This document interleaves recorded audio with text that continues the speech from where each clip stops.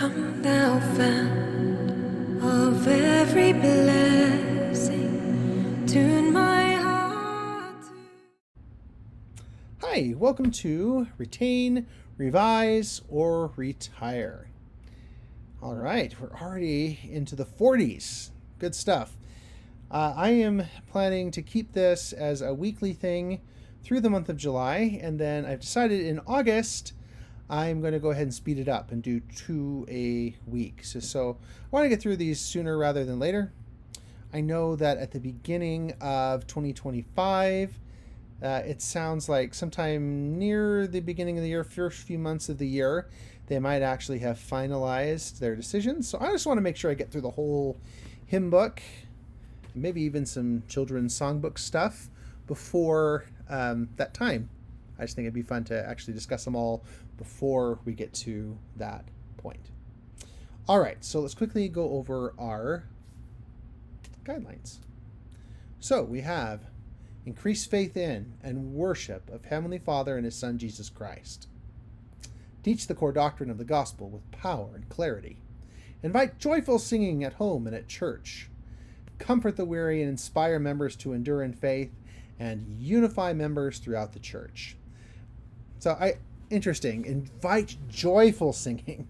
I think in order for singing to be joyful, there have not to be too many barriers to entry. And I mean, like, it's not very joyful to sing songs that are way out of your range, for example, or that the rhythms are so complicated that it's just not approachable. It takes a really long time to learn. And I mean, it doesn't mean there can't be any complexity in the music. I mean, look, in the first batch of hymns, they released Gethsemane, which hasn't actually like Dies al fine, like that's never been in the hymn book before. So you have to go back and jump forward, and there is some room for some complexity, but there's a line there where I think they want to be careful not to cross. In order to invite joyful singing, it needs to be, I think, accessible to a lot of people. All right, just a thought as we begin. All right, we are on to the 40s, and we're on to some more Zion songs. I don't think it's I guess it's an official designation. They don't label the sections explicitly in the hymn book itself, but all right, number 41. All right, if you watched the last episode, there was a spoiler, or we shall call it foreshadowing. Let Zion in her beauty rise, number 41. Text by Edward Partridge, who was the first bishop in the newly formed church, back when the church was first getting started in this dispensation. So that's pretty neat that we have something by Edward Partridge. Very significant individual when we're thinking about the restoration. The music, well, if you know me, this is a plus. It's anonymous, but it's from Württemberg. Oh, sorry, Württemberg. There's a difference. Borg is with a U, Berg is with an E. Württemberg, Germany, from the 1700s. So, cool, German tune. There are lots of good German hymn tunes. I think this one is one that is pretty recognizable throughout the church. It's done often in general conference. One of my favorite podcasts I listen to uses this as its intro music. It has both wonderful words that are simple but straightforward and beautiful, and a great memorable tune. Let Zion in her beauty rise, her light begins to shine. It's very it's majestic sounding. It really is. And the next line says majestic and divine. Ere long her king will rend the skies, majestic and divine. Like, that is such a cool image of thinking of the Savior returning, rending the skies. The gospel spreading through the land, a people to prepare to meet the Lord, and Enoch's band triumphant in the air. I don't know. It just has a beautiful, like beautiful evocative languages that doesn't go over the top, but it's also not like outdated sounding. It's just poetic, which is a nice fine line that he walks, even though it was written in the 1800s. Yeah, I guess it looks like Edward Partridge didn't live all that long into the church after it was founded. The church was officially organized in 1830, and he died in 1840. So he would not have gone west with the saints. So yeah, he died even before Joseph Smith did. But what a wonderful testimony! 100% retaining this one. Love it. All right, on to some other Zion songs. And gotta say, it's not looking as rosy for these ones. All right, Hail to the Brightness of Zion's Glad Morning. Right off, it's kind of an interesting title. I don't know this one. See, text Thomas Hastings, music Edwin F. Perry. Not familiar with either of those brethren. Hail to the brightness of Zion's glad morning. Sounds a little bit more highfalutin, you know? I don't know if there's a better word for that. All right, so let's listen to it real quick, since I don't know this one. Oh, I have heard this. Zion's glad morning, Zion is shining, winds a glad rain. Hail to the brightness of Zion's glad morning, joy to the lands that in darkness have lain.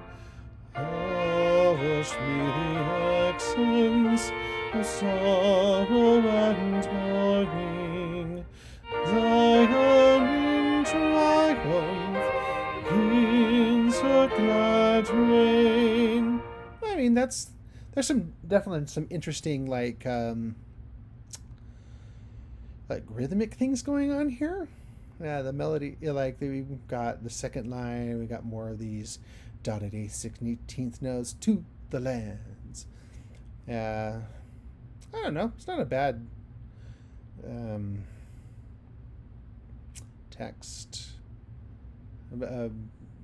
or musical setting. I will say, the fourth verse, it breaks the meter. So like it's the syllables and the notes don't fall at the same places as the other three verses. I don't really like that. I feel like it's confusing, and even just how it looks on the page, I think looks odd. But that's just a little nitpick. We're the last one I would say, like it has beautiful poetic language, but it doesn't feel like stuffy or outdated. This one maybe is crossing a little bit into that. Like we wouldn't these days say, "Hushed be the accents of sorrow and mourning." Like we don't use the word accents like that anymore. It has a bit of a different meaning back then. We say accents today. We're usually talking about your outrageous French accent or something like that.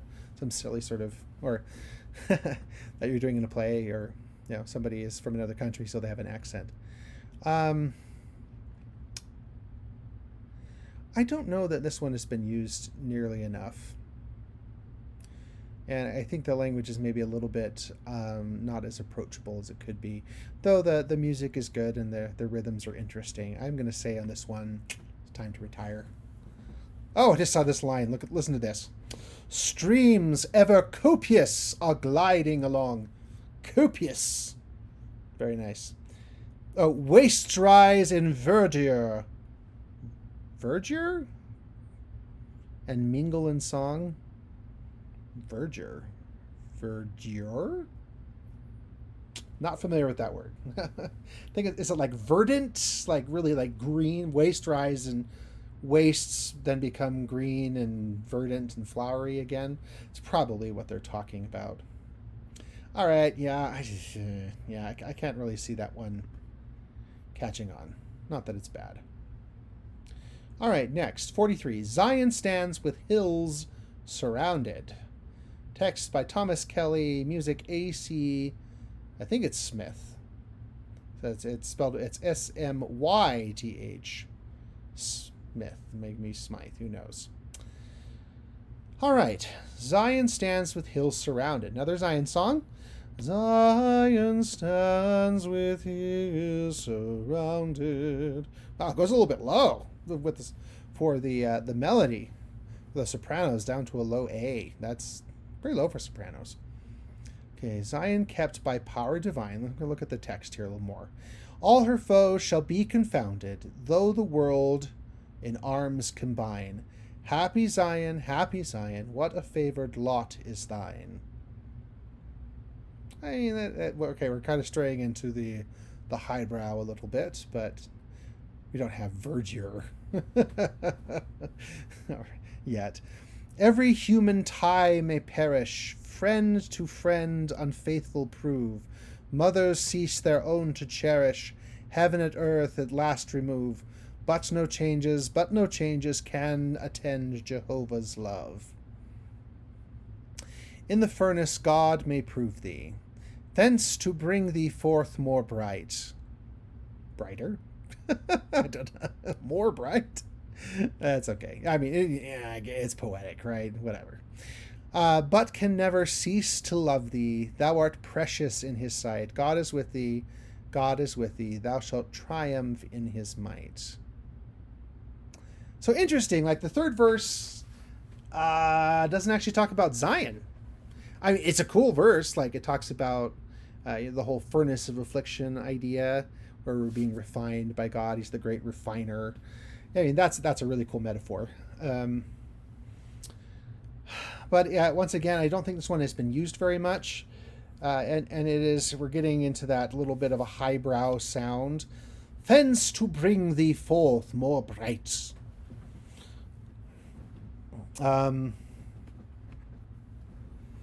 Yeah, I'm just going to say, when we have, if the standard is Zion, let Zion in her beauty rise, I bet you anything that there were a lot of songs submitted to the new hymns collection and children's songs that are about Zion, that feel a little bit more contemporary, that will reach the hearts of those who are listening, that unifying, that teach the doctrine, but are also can be sung joyfully and are unifying for the members. So I'm going to say retire on this one as well. Zion stands with hills surrounded. Sorry, Zion songs, two down. All right, another Zion song. We're on to 44. Beautiful Zion. Beautiful Zion built above. Ooh, yeah, this is a really nice one. George Gill, text, music by Joseph G. Phones, and it's Phones. Interesting. All right, so let's look at this. Beautiful Zion built above. A little waltzy, it's like a 3/4. Beautiful city that I love. Beautiful gates of pearly white. Beautiful temple, God, its light. And then does this interesting tenor soprano thing, where the basses and altos are supposed to drop out. He who was slain for like literally 4 notes. It's kind of an interesting choice for a congregational hymn. Like, you guys, cut it. 4 measures, not even 4 measures, 4 beats. Come back. On Calvary opens those pearly gates to me. And then as a refrain, it's kind of a long one. Zion, Zion, lovely Zion, beautiful Zion, Zion, city of our God. Like, I like the refrain. Like, it's pretty, but I almost wonder if this would be better, like, if we condensed it and just had because it's already 4 lines long with just the regular verse, and then the refrain is an additional 2 lines, so it's a 6 line one with 3 verses. So I don't know. That's something I would consider. Let's look at the other verses real quick, because I'm feeling pretty good about this one. Beautiful heaven where all is light, beautiful angels clothed in white, beautiful strains that never tire. So straight like strains of music, like gently raise the sacred strain, if to quote another hymn. Beautiful harps all through the choir. Never had harps in choir before. That would be cool. I've rung handbells in choir. That's been fun. There shall I join the chorus sweet, worshiping at the Savior's feet. Lovely. Beautiful crowns on every brow. Beautiful palms the conquerors show, like palm leaves, I'm guessing. Beautiful robes the ransomed wear. These are all biblical or scriptural things. That talks about a crown of glory, a robe of righteousness. Beautiful imagery. I like that. Beautiful all who enter there. And then the people, I like that. That focuses on the people. Beautiful are the people who enter there. Thither I press with eager feet. That's a little highbrow, but that's okay. It's fun to have a good use of thither. I press with eager feet. There shall my rest be long and sweet. You know what? I really like this one. It's very singable. It's very beautiful. It kind of has that paradisical feeling that we get when we think about Zion. So, okay, here's my thing. I'm going to say revise on this one. And, if they just keep it in as is, I wouldn't complain about that whatsoever. I would make 2 revisions. The first is I'd say we don't need the refrain. Let's just focus on the regular words, because we all understand what Zion is, and I think it's described beautifully in the verses. Just let's condense it a little bit, makes it a little bit more singable, and then let's just get rid of the second thing. Let's get rid of that weird altos and basses drop off for 4 beats randomly. Just for congregational singing, like that might be cool if you're doing like an arrangement, but congregational singing, that's just a little odd. I think it might just confuse people. Like, what is that little like upside down hat? Or I guess the first one's an upside down hat, and then it's the right side up hat in the next measure. So unless you're like more musically inclined, you're like, what is that? All right, so we're going to say revise on that one. All right, I think we might actually be out of the Zion songs. This last one is short and sweet. Lead me into life eternal. All right, so this was written by John A. Widtsoe. I believe there's a building at BYU. It's named after him, the Widtsoe Building. I believe he was an apostle back in the day. And then music by Alexander Schreiner, former tabernacle organist. So some text by an apostle, music by a tabernacle organist. So pulling out the big guns here. So let's see. Lead me into life eternal by the gospel's holy call. Let thy promise rest upon me. Grant me ready strength for all. That's a little bit of an interesting lyric. Grant me ready strength for all. Okay, I stumbled on that a little bit because it was kind of funny. All right, let's look at the other 2 verses. It's just a 2-line hymn. So, Father, all my heart I give thee, all my service shall be thine. Guide me as I search in weakness, let thy loving light be mine. Hear me as I pray in meekness, let my strength be as thy day. As thy day. Okay. Like really long, like a day with the Lord is longer than our day. I don't know. Give me faith, the greater knowledge. Father, bless me as I pray. That's a nice little hymn. I don't know about you. I mean, I know that I've heard this one. This one's familiar-ish to me. I'm hesitant to... I don't want to change the words of an apostle necessarily. They're pretty good words. Perfectly fine tune. This one is a real toss-up for me. Like, I don't know that it's seen a lot of general use in the church, but I think it's seen some. I don't know, like I'm gonna flip a coin or something, you know. All right, I'm feeling generous today. I'm gonna say we can go ahead and retain that one. All right, we made it through a bunch of those Zion songs. Kept a few of those, and I'm sure it's my honest and sincere prayer that we get some wonderful new texts about Zion that speak to these latter parts of the latter days that will resonate with saints all throughout our beautiful world. All right, let me know what you think in the comments. I'd love to hear what you think. Make this a discussion.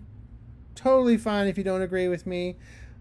Just, tell me your thoughts. You often, people in the comments often just bring up such amazing considerations that just did not come to me at the time. So I would love to hear your thoughts. All right.